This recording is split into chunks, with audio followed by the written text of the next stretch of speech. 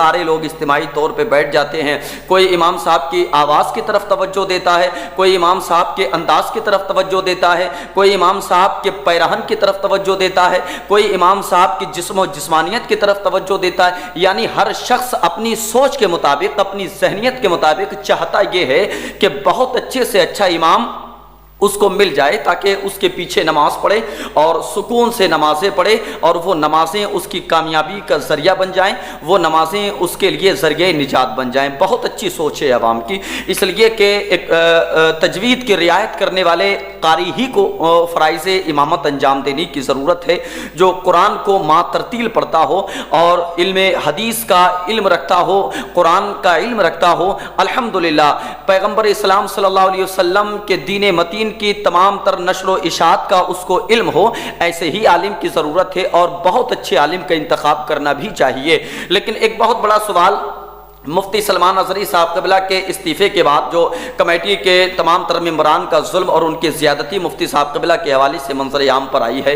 अब हमें यहाँ सोचने की ज़रूरत है, जो बस्ती के ज़िम्मेदार लोग होते हैं, जैसे आप इमाम का इंतखाब करते हैं, आवाज़ अच्छी हो, अंदाज़ अच्छा हो, देखने भालने में अच्छा हो और बहुत सारी ख्वाहिशात की तकमील करने की आप कोशिश किया करते हैं। मैं गुजारिश करता हूँ हर एक मस्जिद के महल्ले से ताल्लुक़ रखने वाले हर एक शख्स से कि जब आप अपनी कमेटी का इंतखाब करें तो खुदारा आप इज्तिमाई तौर पे बैठें और बैठने के बाद देखें कि आपकी मस्जिद की जो कमेटी वजूद में आने वाली है, उस कमेटी में कोई शराबी ना हो, उस कमेटी में कोई जुआरी ना हो, उस कमेटी में कोई नशेबाजी का तमाम तर कारोबार से मुंसलिक ना हो, उस कमेटी में सिर्फ और सिर्फ अखलाक़ हसना पेश करने वाला शख्स हो।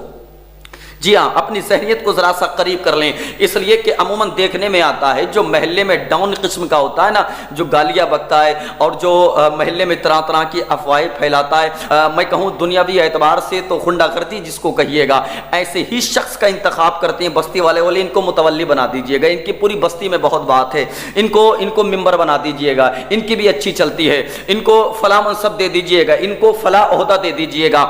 हमारे जो मनसब बढ़ते हैं ना कमेटी के हवाले से, वो भी चेहरा देख करके बढ़ते हैं, ये हमारी पार्टी का है, चलो इसको मुतवल्ली बनाओ, चलो इसको ये मनसब दे दो, इसको ये मनसब दे दो। नहीं, यहाँ बात शरीयत मुस्तफ़ा की है साहिब, इसलिए कि अगर कमेटी में खुदा की कसम खुलूस वाले लोग शामिल हो जाए ना, तो ये जो हादसे अइम्मा इकराम के हवाले से मंजर आम पर आते ना, इन हादसों का अइम्मा इकराम शिकार ना होंगे। और याद रहे, अगर नाइबीन मुस्तफ़ा की आपने ताज़ीम और तौक़ीर नहीं की, अगर नाइबीन मुस्तफ़ा को आपने सर पे बिठा के नहीं रखा, तो मैदानी महशर में आपको कुछ बेनिफिट मिलने वाला नहीं है। जिस इमाम के पीछे आप 5 वक्त की नमाज पढ़ते हैं, खुदारा उस इमाम की ग़ीबत करने से आप बचिएगा, इसलिए कि मैदानी महशर में आपको चेहरा लेकर के जाना है। कौन सा मुँह लेकर के जाओगे? तो बात चल रही है मस्जिद के ट्रस्टियान की, मस्जिद के कमेटी की। अब मैं आपको बताऊं, अगर कोई लाइल्म शख्स कमेटी में शामिल होता है, फ़र्ज़ कीजिए कि किसी बग़ैर पढ़े लिखे को आपने मुतवल्ली बना दिया और एक जुमे में आपकी मस्जिद में 10,000 रुपया इकट्ठा हुआ,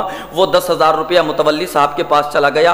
अब इल्म से तो उनकी वाबस्तगी है नहीं, लेकिन जो 10,000 रुपया आवाम का इकट्ठा हुआ, उस 10,000 रुपये को लाइल्मी की वजह से वही मुतवल्ली साहब अपने ज़ाती काम में खर्च कर लेते हैं। ये सच्चाई है साहिब, मैंने बेशुमार मुतवल्लियान को देखा है और समझाया है। अल्हम्दुलिल्लाह अल्लाह ने अक़ल सलीम अता फरमाई, हिदायत अता फरमाई दिया, वरना वो लोग भटके हुए लोग थे।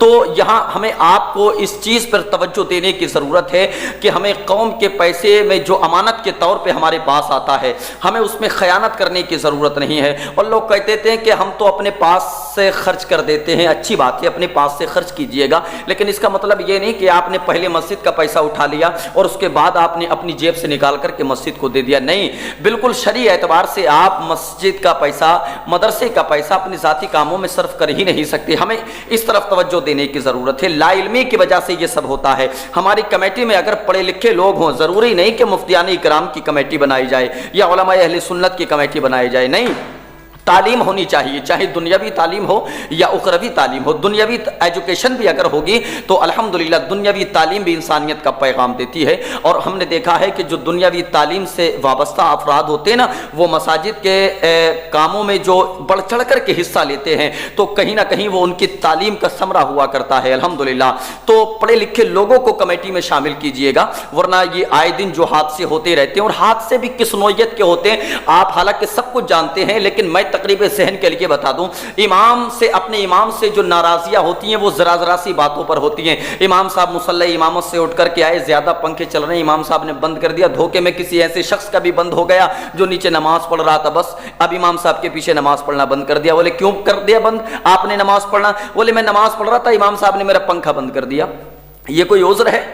امام صاحب کے پاس کوئی ایسی الٹا سیدھا مسئلہ لے کر کے آئے، امام صاحب نے وقتی طور پہ اس کو ڈانٹ دیا، لا علمی کا شکار وہ ہو رہا تھا آ کر کے، بس اس نے نماز پڑھنا بند کر دیا۔ کس لیے کر دیا بھائی نماز پڑھنا بند؟ بولے وہ امام صاحب سے میری بنتی نہیں ہے، امام صاحب مجھے الٹا جواب دیتے ہیں، امام صاحب مجھے ڈانٹتے ہیں۔